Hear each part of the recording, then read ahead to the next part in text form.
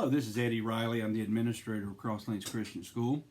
If you're tuning in to my new YouTube channel called Really Riley, and each week my plan is to try to share with you what's going on here at the school, or maybe what's going on in education in general.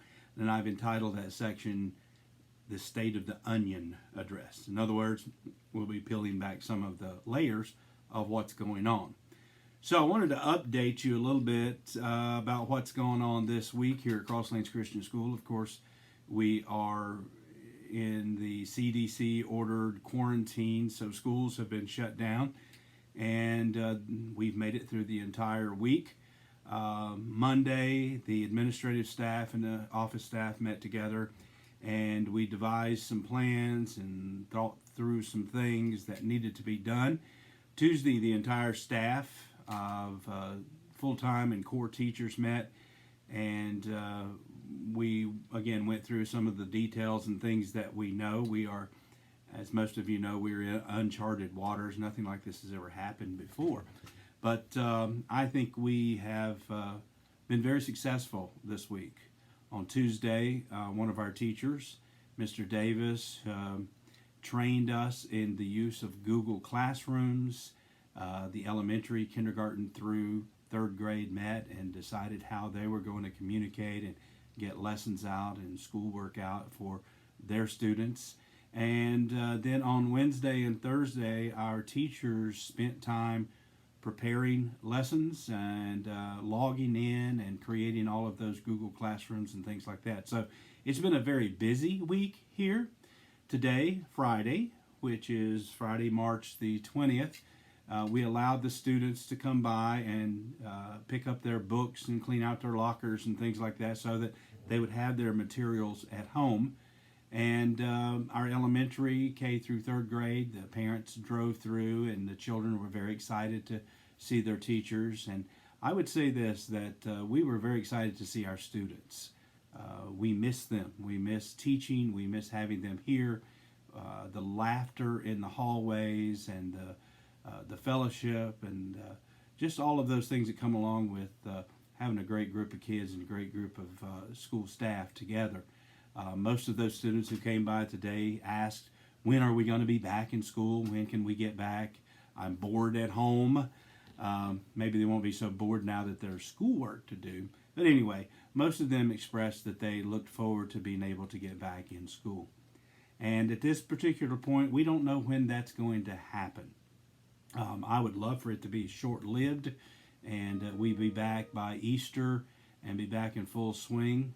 I really do feel bad for our seniors who are missing out on perhaps the most fun part of their senior year, and that's the fourth quarter when they would have junior, senior, they would have their drive-off, they would have their senior trip, and of course commencement in May.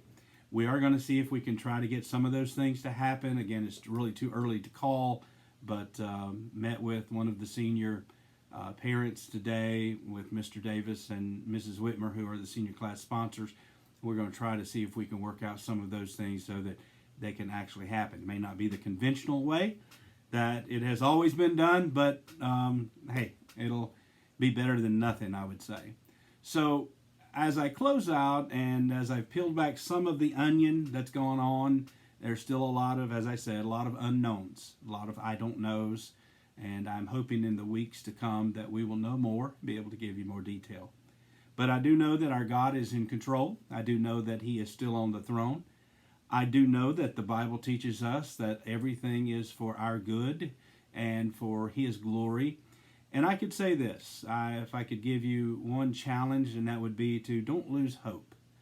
And we don't necessarily understand all that goes on and why all these things happen to us, but I was reminded that perhaps Joseph in the Old Testament wasn't very thrilled when he was in the pit, and then he was sold to the Ishmaelites, and then he was falsely accused by Potiphar's wife. But Joseph was able, in Genesis chapter 50 and verse 20, make the statement that you meant it evil, but God meant it for good. What we are going through right now perhaps is, maybe not even perhaps, is from the fallen man, from the devil, and he's trying to get us to get discouraged, and he's attacking us with something that we really at this point don't have any idea about it. Again, we have medical folks who are experts trying to figure out how to properly address this COVID-19 virus, but we should not lose hope. We should see this as God is providing for us strength through the trials that he's putting us in, and he's going to bring us out on top. Also thought about Paul. Paul went through a lot of things in his life, and if you know anything about the life of Paul, he was shipwrecked, he was beaten, he was abandoned, he was imprisoned, he was talked about, and Paul never gave up. He always had hope.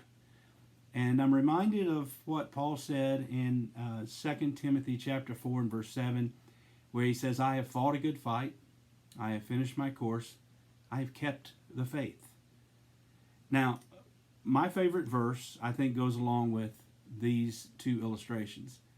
And most of the time when I sign my name on a card or something, I always include Philippians 3 and verse 14.